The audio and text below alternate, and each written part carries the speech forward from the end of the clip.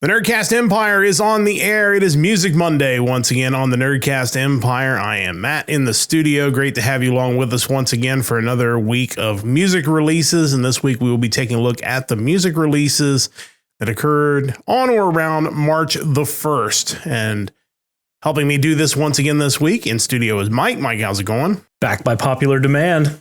Let's do this. We continue to roll on with this Music Monday and certainly have gotten some great downloads and listens and responses online. We certainly appreciate that. Joining us again from Parts Unknown is Chris. Chris, how's it going?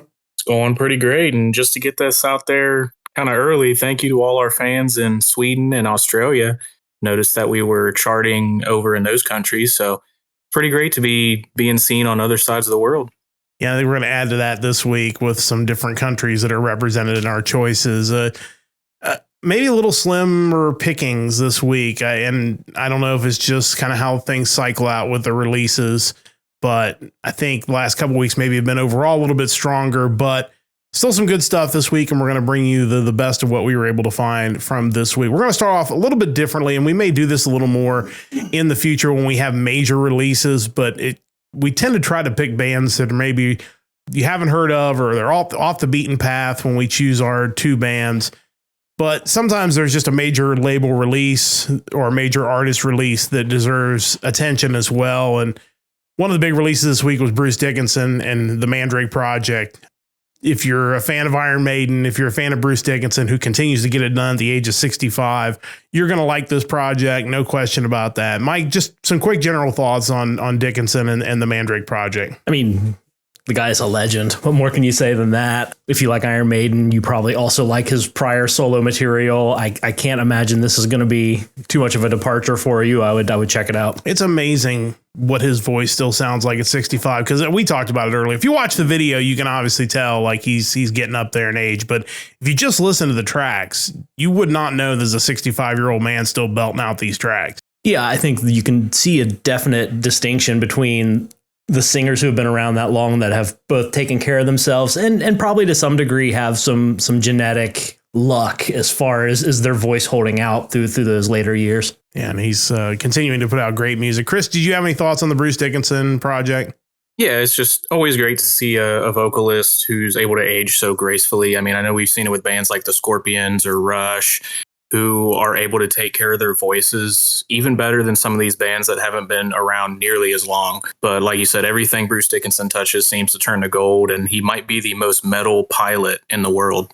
No question about that. But definitely check that out. If you're a fan of Bruce Dickinson, if you're a fan of Iron Maiden or any of his other solo projects, you definitely want to check this one out. But we're going to get into, I don't want to say more obscure, but certainly maybe less known bands that are going to be chosen for our picks from March the 1st. And we'll let Mike go first once again. Mike does a great job each and every week of putting together a list from several sources that allows us to be able to go in and kind of sample what's out there. And so I'd like to let you go first. And what is first on your list for March the 1st? Yeah, first off, there's definitely no shame in being a little more obscure than Iron Maiden and Bruce Dickinson. Not at all. I could live with that for sure. For my first pick this week, I'm going with a progressive metal band from Colorado Springs, Colorado, with their second album, The London Conspiracy, Chapter 1, 1898. And this band is Metro Society. I think, and I know you'll kind of touch on it as you continue on about this band, but this was one of the more interesting bands of the week as far as what their sound was like, because it really felt like there were a lot of different influences coming from rock and metal and prog even, all mixed together into what turned out to be a really great album. Yeah, absolutely. A definite prog rock influences there, kind of coming off the intro track into the song City Streets. It to me just immediately felt like kind of an older Dream Theater song. Definitely cool, because I mean, who doesn't love Dream Theater? Moving on from there, like Lost Souls, Pieces of the Past, both really good songs. Inferno was another one. I find just the whole thing to be interesting, just what the album is about. From their Bandcamp, when they explain the album, they say it's set in the city of London during the year 1898.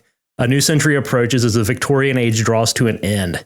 It has been 10 years since the horrific murders of Jack the Ripper gripped the city in fear. The darkness of those gruesome events still casts a grim shadow over the city and its citizens. An up-and-coming detective is thrown into a murder mystery involving a suspicious death of his former mentor and now retired Metropolitan Police Commissioner. So, I mean, this is ridiculously long kind of explanation as to what the album is about and how it ties back into Jack the Ripper.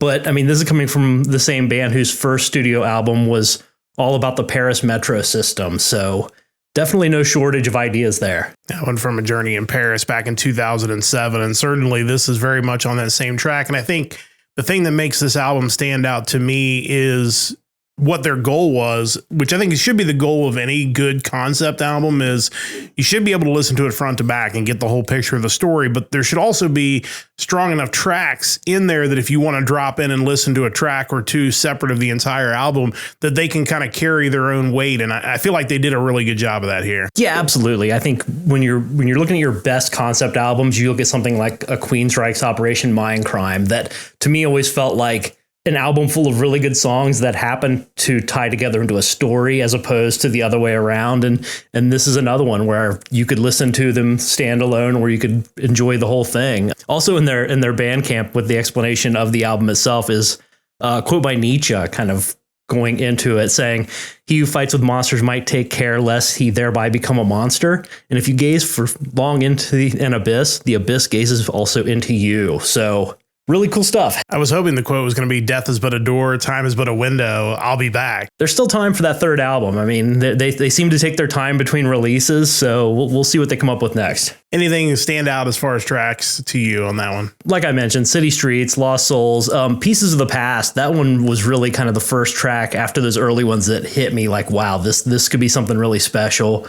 Inferno was another one, but being a concept album, just check out the whole thing. Yeah, it's really good front to back. I think they really nailed that. Chris, your thoughts on Metro Society? Yeah, I always love a concept album, and I really appreciate the lengths they took to really have the listener make themselves feel like they were in 19th century London. I mean, the way that the horses galloping through the streets kind of came in stereo from one ear to the other as you were listening to it really set the tone. First thing I noticed when I looked up the band researching when Mike picked them was they were labeled as progressive metal. And I think that kind of nails it right on the head. I mean, it describes their sound perfectly. Yeah, just a really great sound, really great album. It's kind of nice sometimes when you see these bands that do take a little bit of time. You feel like when they do finally put something out, they've really honed it down to exactly what they were looking for. And I think they really knocked it out of the park with this first one. So great first pick for Mike, Metro Society, The London Conspiracy, Chapter 1, 1898. What is number 2 on your list this week? So yeah, for number 2, I went maybe a little heavier. Nothing really that caught my attention as far as the power metal or super melodic rock goes. So I kind of went a little darker, and with my second pick, went with the band Northern Genocide and their new album, The Point of No Return. This was one I was talking to you about earlier that I was kind of taken aback because it, like you said, it is a little heavier. It's got some growling vocals in there, but then you hear a synthesizer just coming out of nowhere, and it's like, okay, that's totally different. But at the same time, they found a way to make it all work together. Yeah, absolutely. This is the second full-length album from the band who's been around since 2010. Anytime I hear a band that's described as deaf, I definitely want the melodic thrown in there as well. It's not enough for me to just have the growly vocals and chugging guitars. I kind of need a little more to keep me interested.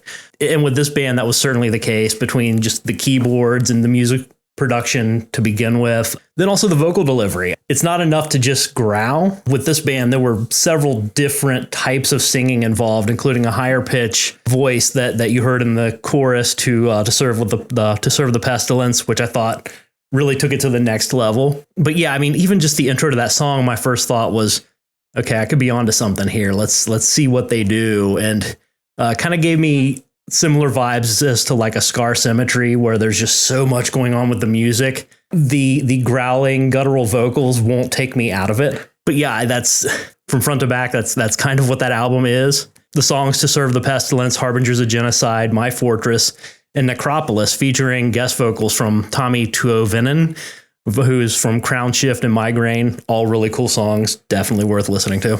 Yeah, it's definitely a different album. Definitely much different sound than your first pick this week. Angry Metal Guy had a great review on the album. He had a very clippable quote, which was he felt like the album exuded infectious exuberance. That was it felt a real metal joy in the album. And that's kind of the underlying theme, I guess, of it all. Yeah, I can see that. I think in a lot of cases when you're talking death metal, there's always so much dark there. And with this band and other bands that I like in that genre, the music, the melody can somehow like brighten all of that. And it kind of gives it that extra shine that not all bands utilize. The other quote I had to write down just because it was so ridiculously over the top, it's straight out of any album review. And I think the Angry Metal Guy does a great job if any ever listens to this podcast. But this quote it popped me a little bit. It says, melodic death metal has many offshoots and flavors, but the finished variety tends to be instantly recognizable anyway, often thanks to a melodic core that draws from neoclassical and power metal. Northern Genocide wears this hat with pride, but then proceeds to layer a bunch of other hats on top until defenestrated by the owner of the hat shop. It's like, just picture this band with a bunch of hats on top of their head being thrown out of the hat shop by the hat shop owner. That was such a vibrant description of basically a band that is not just your straight metal band. They've got so many layers in there. That was borderline a Dennis Miller quote. That was getting dangerously close to me. Like, what the hell does rant man? But I just the more complex and the more things you can bring to the table, I think it really gives me a reason to enjoy everything else about it. Yeah, absolutely. Definitely a much more complicated piece, I think.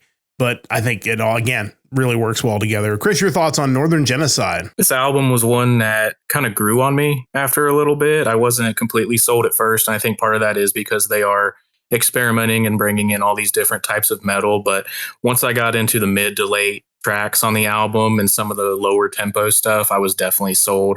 Everything from My Fortress on just absolutely blew me away. Yeah, just a really great album. Certainly check out Northern Genocide, The Point of No Return. But those are Mike's choices, two great choices this week. Chris, it is up to you next from Parts Unknown. What is your first choice for this week? Yeah, like you said, I feel like there were definitely some standouts, kind of not necessarily slim pickings for the week, but there were definitely some that were far above the rest. And my first pick is a band out of Ottawa, Canada, called Marble Ghosts with their self-titled EP.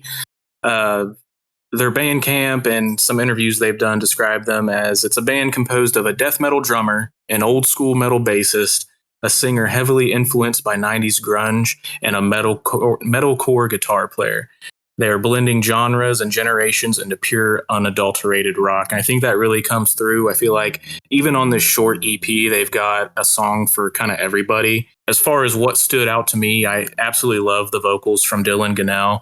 The opening track on it, Old School, gave me kind of Anthrax vibes as far as his voice goes, but then you get into some later tracks and it almost transitions into a sort of Shinedown feel. And then you have their track Alone, which was their first single, and that almost gave me kind of Alice in Chains vibes. So it's got a lot going, a lot of meat in there, despite the small EP and kind of lower track listings, but definitely check these guys out. Yeah, I mean, you can certainly hear the influences in their music and kind of varied, and obviously some Canadian influences with Canadian rock. It's kind of one of those deals where I probably stayed away from them generally because they do trend a little political in their lyrics, and I tend to avoid most of the heavily political type albums. It's just, I think it's great that everybody gets a chance to use music as a way to get their word out there. But I also think I'm the guy that likes to go to their music for entertainment, and I try to avoid that. But I mean,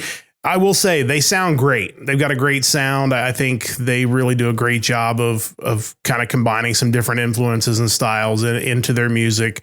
But yeah, it's a short album, but certainly does have a good sound to it. Mike, your thoughts? Yeah, I kind of feel the same way. I thought their sound was really, really strong. Some of the lyrical content was maybe a little too cringy for my taste, but as far as the actual presentation, it sounds really good. Yeah, I think there's certainly a lot of potential there for sure. I think they've got again, you can hear the influences in a lot of those 90s bands in their music, and they certainly have a lot of talent there to kind of put it all together. So that's Chris's first pick, the Marble Ghosts with Marble Ghosts, their self-titled album. Chris, what is your second pick this week? Really excited about my second pick this week. It's a band called Tigers on Opium out of Portland, Oregon, with their first full-length album, Psychodrama. They label themselves as stoner rock, so we're getting back into that genre. And while I do feel like they do fit that, genre, I also feel like there's so much more. This album, Psychodrama, is actually named after a type of therapy. A person dramatizes a personal problem or conflict, usually in front of a group of other participants. Those participants usually take part in the drama, so you're acting out events from your past to kind of get a better grasp on your feelings and kind of what's that's done to your life. And when they talked about coming up with this album, they said, when I came across the idea of psychodrama therapy, I started to think about how we have so many joint experiences as a society that currently happen or have happened, and how they shape both of our singular and collective consciousness. So obviously has a little bit of story behind it, so you always like that for it to have a story and a purpose. But one thing that I really loved about it is you can clearly tell that they're music lovers. Going through their tracks, I kept finding more and more Easter eggs kind of sprinkled through from bands past. Black Mass absolutely blew me away, track number 2. Diabolique, track number 3, right afterward, you get kind of a Mr. Roboto chorus thrown in there as a little bit of an Easter egg. And then once you get down to Radioactive, they end it with a little Led Zeppelin kind of Stairway to Heaven, except they changed the lyrics to describing an atom bomb being dropped on everyone. So I imagine there's a lot more Easter eggs that I haven't picked out yet.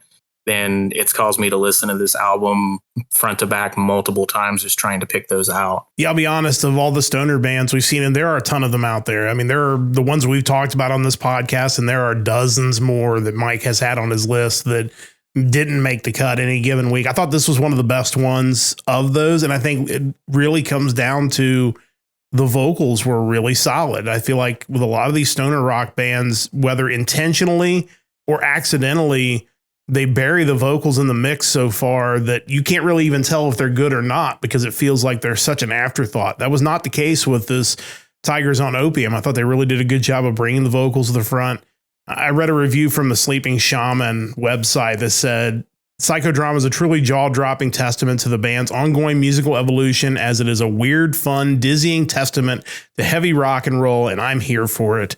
Recommended. And it kind of describes it. I certainly noticed the cadence of the chorus from Mr. Roboto on Diabolique, but it's, again, very solid sound. I thought this was a fun listen, to be honest. Mike, your thoughts? Yeah, I think this is probably the most complete sounding stoner rock band we've had up to this point. Like you mentioned before, a lot of times you find the vocals on those bands to be a little lacking, if not just entirely buried within the mix. This one, that was not the case. Kind of to Chris's point about the Easter eggs, I thought Sky Below My Feet felt like a Clutch song, basically, just the groove of it. Chris had mentioned prior to this, the bass line from Black Mass being reminiscent of the Scorpions' The Zoo, which I thought was a really cool sound as well.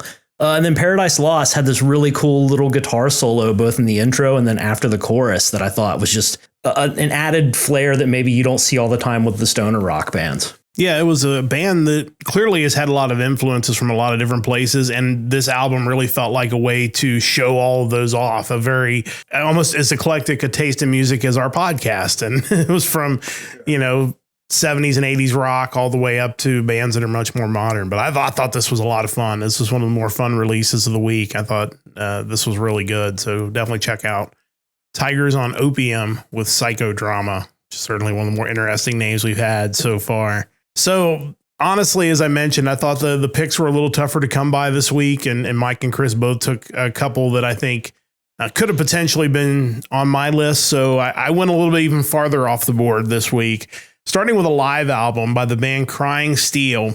And the album's called Live and Thunder. It's another one of these heavy metal bands that has been around since the 80s that I was not even remotely familiar with until it showed up on this list. And this was a live album that was recorded at the band's 40th anniversary festival in their hometown of Bologna in Italy. It was released on February 28th. The band originally formed in 1982, one of the first heavy metal bands to come out of Italy. You're going to hear a lot of their big tracks on this album, so really nothing to list as far as standouts, because this is really kind of a greatest hits album, so it's really a great listen front to back. But I did crack up reading the discography of the band, because every one of their albums, or most of their albums, have the word steel in it. You have Crying Steel. On the Prowl is one of the exceptions, but then it's like The Steel is Back, Time Stands Still, Crying Steel Deluxe Edition. and Stay Steel, and then Steel Alive in 2019. So just a great power metal band with powerful vocals. They reformed in 2003 after breaking up in 1990, and they're still making great music. And it's just now kind of coming to our attention here in the States. And I think this is a great way to kind of get your foot in the door with Crying Steel. Mike, your thoughts? Yeah, what I heard of it, it's a really solid album, really clean sounding for a live album, especially when you're considering it's a band that maybe hasn't fully ever broken through to that next level. It's funny, in it might have been either their Bandcamp or just another website I was reading, they referred to them as being a really important band within the new wave of Italian heavy metal scene, which I then subsequently searched and could not find that to being a thing. Whereas in the early 80s, you had the new wave of British heavy metal. I'm also pretty sure that they kind of group in other European bands into that same movement. So I don't know. But now when you mentioned that they broke up and didn't get back together till when, 2003? That might explain why they've eluded my radar, because I feel like a lot of the bands that I'm into, it was kind of around that late 90s, early 2000, 2001 period. So maybe they just fell through the cracks. But like I said, the whole album is solid. There is an unreleased track, Hell Ain't a Bad Place, on the album. You can only get it on that live album. Definitely cool too. Yeah, definitely. I didn't get a chance to check that one out. But again, just for a band I had no idea even existed until this week, I was really impressed. Chris, your thoughts? Yeah, right alongside Mike talking about, we had the wave of British heavy metal. You had, a big spout of Norwegian death metal, maybe for the wrong reasons, but it's kind of a shame that there's such amazing bands that have been around since the 80s and have that classic 80s sound from other countries like Italy or Sweden. And why didn't we, get introduced to some of these Italian metal waves or Swedish metal waves? I don't know, maybe the metal scene was just worried about some sort of metal tsunami happening because of all that. But yeah, I'm glad we finally found them. Yeah, definitely. I'm interested to check out more of this group's music and a lot of their studio stuff now after having found this live album. So definitely check that out if you're a fan of great power metal from the 80s. Crying Steel with Live and Thunder is a good way to get in the door with them. And then I went even farther off the radar for pick number 2, because honestly, I was having a hard time coming up with a second pick, and I didn't want to pick the Bruce Dickinson album because, again, as we mentioned, that feels like cheating with this podcast. So we are going to Norway for the band Tidstyv with, let's see if I can get this pronounced good, De blir bra til slutt, which is translated into It'll Be All Right in the End. The band's name translates to Time Thief. This is an album out of Oslo, Norway.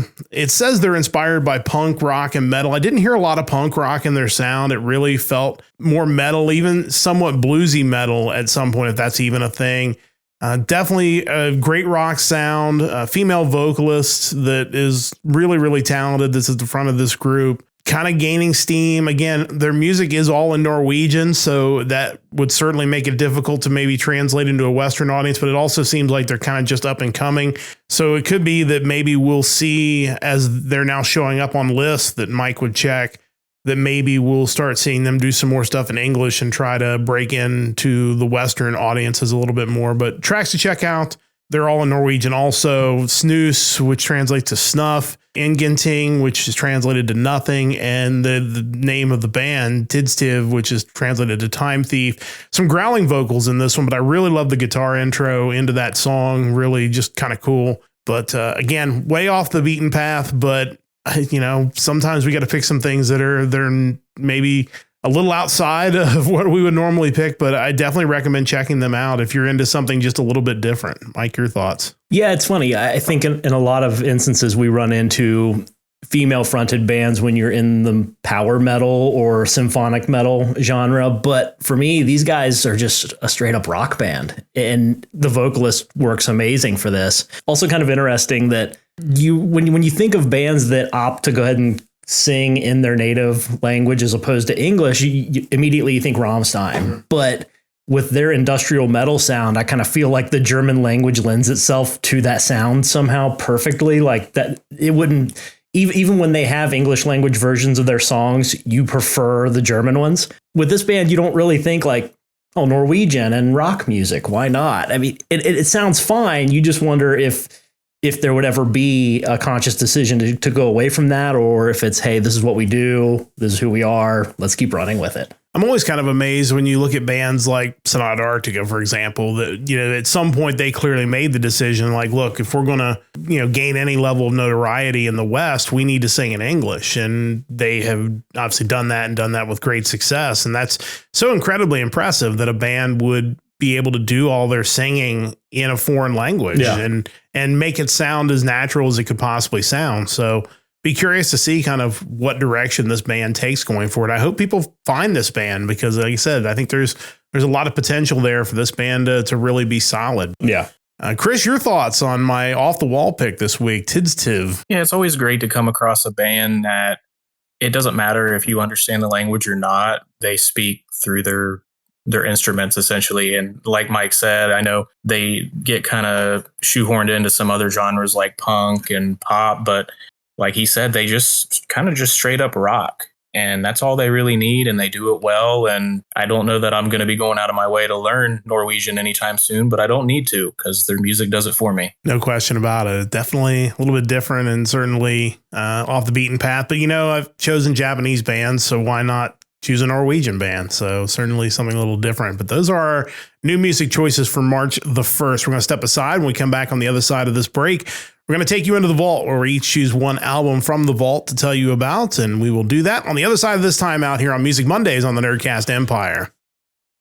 Back on the Nerdcast Empire, Music Mondays continues back here in the studio, and don't forget to check out our website, nerdcastempire.com. You can check out our store while you're there at nerdcastempire.com/store. Don't forget to check out all of our previous podcasts. If you haven't been listening to Music Mondays, you can do that. You can do that wherever you get your podcasts. You can do it on our YouTube page.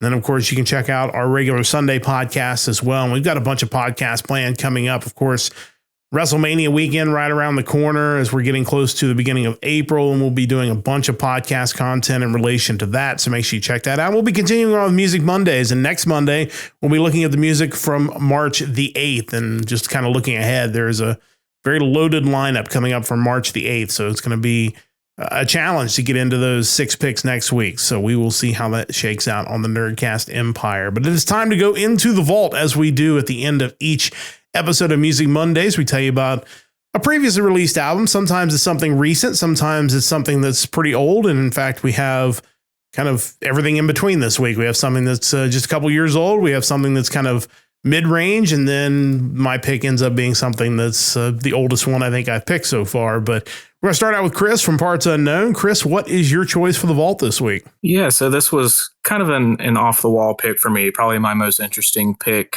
from my standpoint for archive lists. I wanted to give you guys some love for getting me into power metal, especially European power metal, and also wanted to give our folks from Sweden some love as well. So I picked a band called Majestica, and they are from Sweden. This was an interesting one for me because not knowing the big names and the big bands of power metal, when I first came across this band, I thought they were somewhat new. The album I'm choosing is their album Above the Sky, which was just released in 2019. And really, beyond that, I only saw one other album, a more Christmas-themed album. But it turns out that this is a band that's been around since 2000.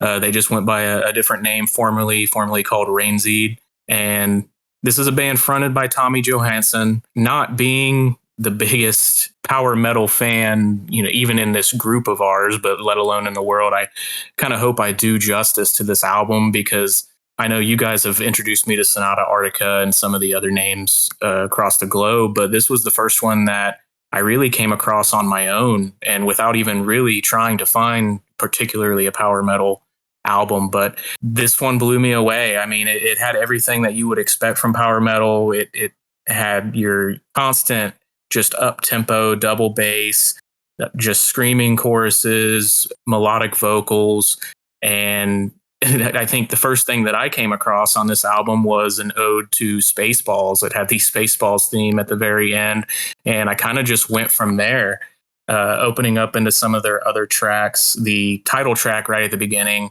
it comes out fast, it comes out hard, and it blew me away.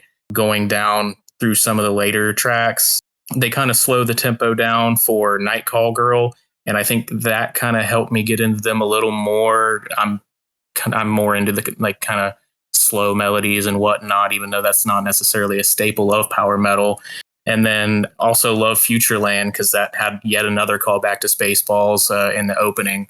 So definitely check these guys out. I know you guys will talk about them more since you're bigger fans of power metal. So hopefully you can help me do them justice. Well, I know Mike certainly will be able to do that because Mike is kind of the guru of power metal, and we certainly had a very interesting discussion on Discord this week talking about the pillars of power metal, the four, big four, if you will. Obviously, we talk about the big four of metal all the time, but I think there's some debate on, the big four of power metal because there are kind of waves of power metal. So there was an early wave, a mid wave, a later wave. So it could end up being more than four bands that actually represent each era. But obviously, this is awesome power metal. I mean, the description said they were influenced by soundtrack-focused films such as Lord of the Rings and bands like Halloween with Michael Kiske and Rhapsody of Fire. Yeah, I mean, I hear all of that. It's definitely totally describes their sound. And, if you're a fan of power metal, this is probably a band you already know, but you definitely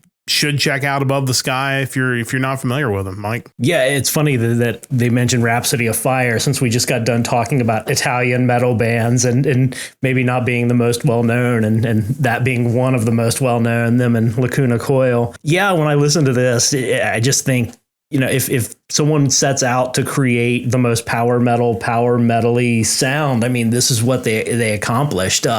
It's certainly no surprise to read that they were influenced by Halloween and even went as far as to suggest that Halloween's Eagle Fly Free off the Keeper of the Seven Keys Part 2 album is the greatest power metal song ever. So, when you hear Above the Sky, you definitely draw comparisons to that. Not only that, but I noticed on Wikipedia, which I don't have the real credits from the album in front of me, but it mentions Uli Kush played on Above the Sky, which he is formerly of Halloween, Gamma Ray, Master Plan. So definitely a mainstay in the power metal scene as well. Yeah, I have a feeling Keeper of the Seven Keys Part 2 is going to be coming back around on this podcast at some point down the road, maybe one of the most influential Halloween albums. But like I said, if you like power metal, this is right down your alley. I highly recommend checking it out. I think it does kind of bring into question, with popular music over here, the bands are thrown at you. You kind of know who the next crop of bands has been influenced by.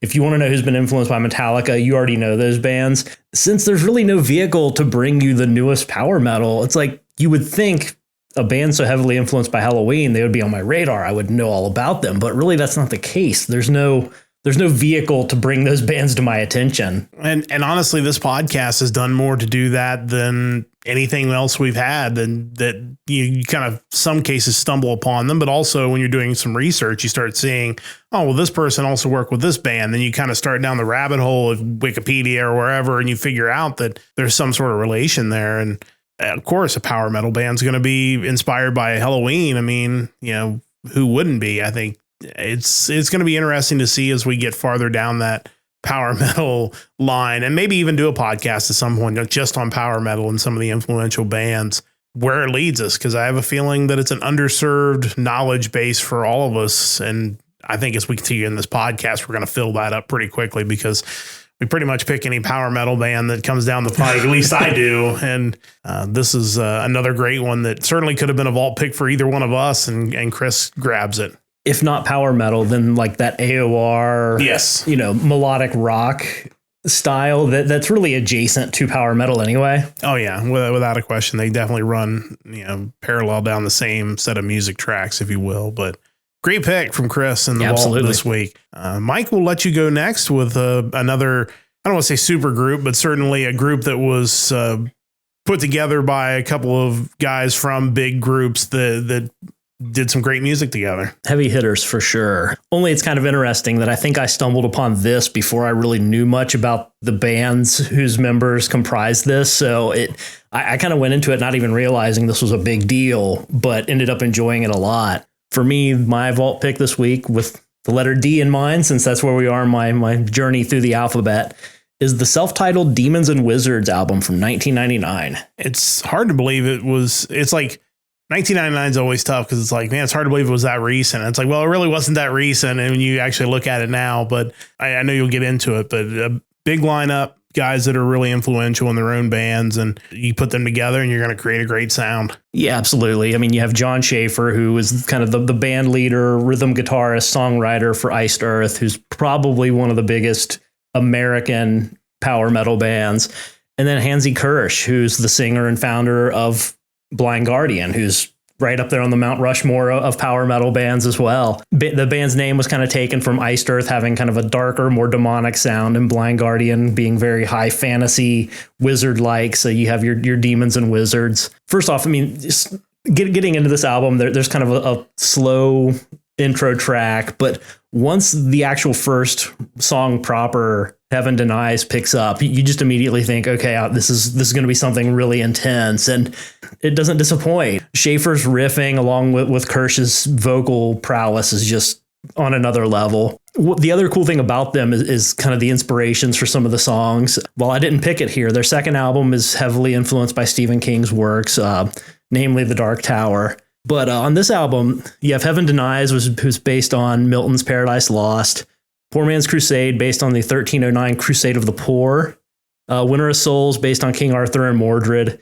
Blood on My Hands, based on Wagner's version of Siegfried's story from the Ring Cycle. Just all sorts of literary references in their work. And if you like power metal, there's very few that can do it like the combined Kirsch and Schaefer. Yeah, it was a really great album that continues to hold up all these years later. There were more Iced Earth guys that were involved in this album, including Mark Prater, who drummed on a few Iced Earth albums, and Jim Morris, who was their engineer for Iced Earth, who came out of the engineering booth, grabbed the lead guitar and played lead guitar on this album. So just a reminder that a lot of times your guys that are behind the scenes doing a lot of the engineering work are also some of your most talented musicians that in most cases fill in the studio, fill in tracks, things like that. But these guys are really, really good. And this was an opportunity for him to come out and play lead guitar and absolutely kill it on this album.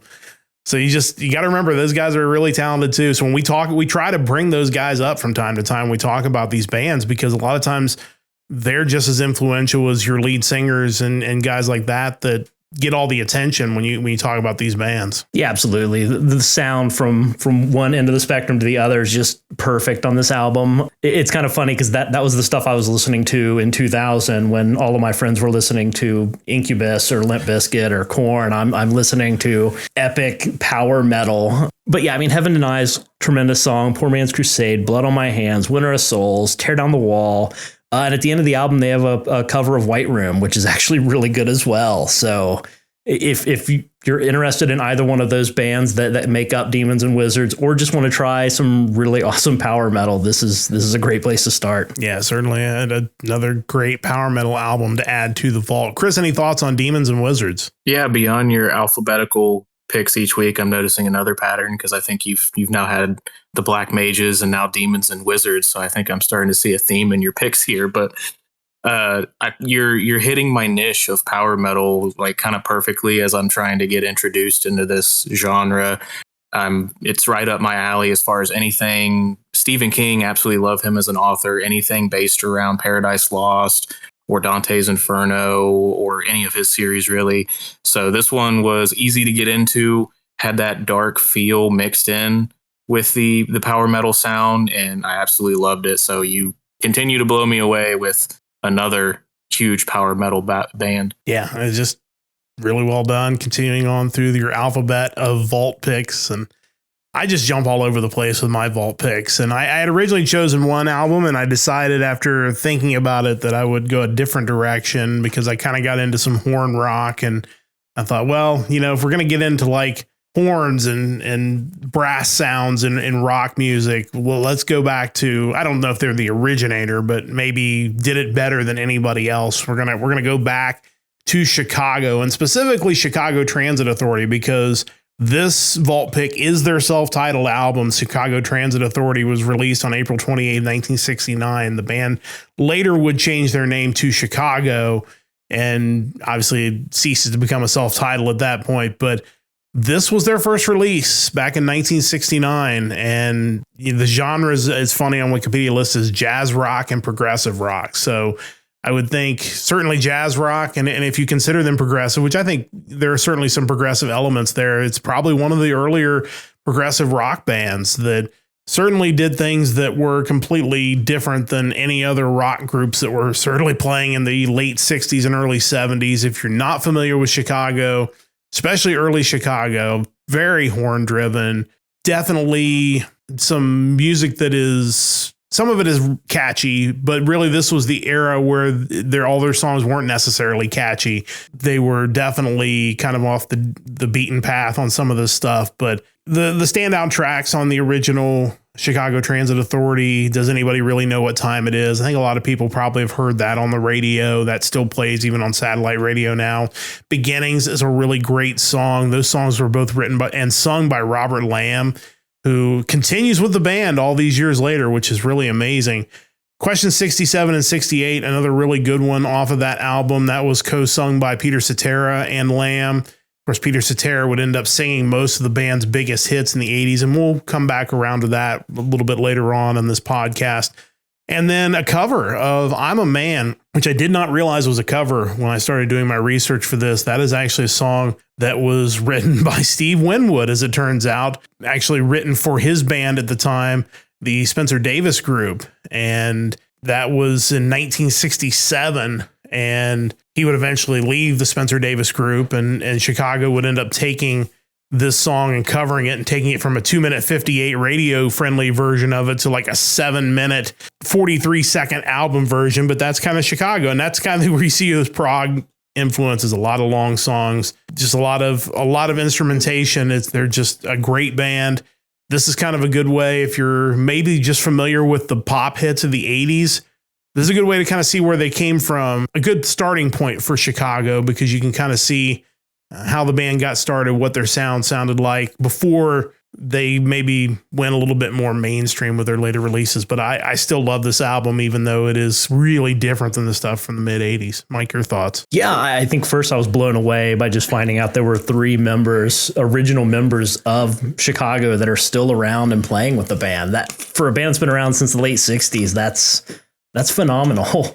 The other thing, too, is when you mention them being a progressive band, it's kind of amazing. You don't really think about adding them to that pantheon of bands who started out very proggy and then eventually found this more mainstream commercialized sound, like your Genocide?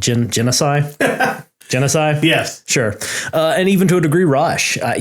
Their sound was a lot more accessible later on, but you still have those elements that made them what they were. They just found a way to make it palatable to a much larger audience. And they also made the songs a lot shorter too, because there were some 7 and 8 minute songs on this first album. And you get into the stuff from the mid 80s, obviously, not only was it very polished and commercial, and it was also very short and radio friendly. So that made a big difference. But again, one follow-up story on that, but I'll get Chris's thoughts here quickly. I know I kind of threw Chris a curveball because I changed my vault pick, but Chris, any thoughts on Chicago Transit Authority? I'd say there's definitely a reason why it's listed. It's actually the only Chicago album on the 1001 albums that you must hear before you die. Even being born over 2 decades after this album released, I still, to this day, whenever someone asks me what time it is, I still reply, does anybody really know what time it is? Love Chicago, grew up on it as my mom listened to it all the time.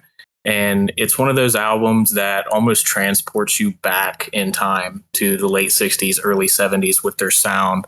And I don't think that's something that a lot of albums can claim. I think just one quick story, and then we'll bring the podcast to a close this week.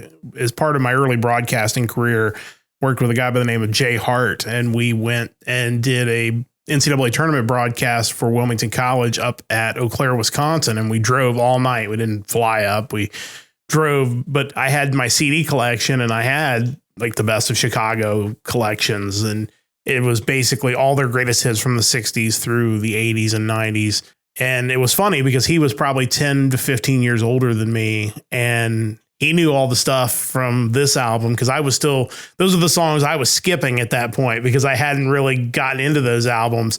And I knew all the stuff from the 80s and 90s. So it was kind of wild. We could listen to this band that transcended almost 2 generations of music fans. And yet we all had our individual songs. And as I got older, I kind of went back and really appreciated the older stuff as well. It really makes you wonder when you look at some of these more current bands that we're looking at on a weekly basis, how many of those, 10, 15 years from now, are we going to look at again and say, I remember when their sound was this, And now it's something totally off the beaten path from that. It just makes you wonder. But another thing, kind of talking about the influence, you go back to our weekly music picks, and even a band like Stryker that I picked a while back, like the horns there, that's, may not be a direct result of Chicago, but definitely from music they inspired and produced in the 80s, kind of shining through even in modern music now. Yeah, no question about it. Chicago's been influencing music for more than 50 years and will continue to influence bands for sure across rock and pop and everything else. But those are our picks from the vault this week. Hopefully you check those out. Check out our new picks as well. But that's going to wrap things up for Music Monday. Another great episode of music from March the 1st. And we'll be back in 1 week's time to check out the music from March the 8th. A lot of great stuff on our list next week. So make sure you come back 1 week from now for another episode of Music Monday. A big thanks to the guys for joining me once again for the podcast, and a big thanks to Stoveleg Media for their continued support of our podcast. And don't forget to check out our website, nerdcastempire.com, and you can get this podcast every Monday where you get your podcast. And of course, we have our Sunday podcast as well. But that's going to wrap things up. We'll join you again on Sunday for another edition of the Nerdcast Empire. Don't forget to join the Empire, the Nerdcast Empire.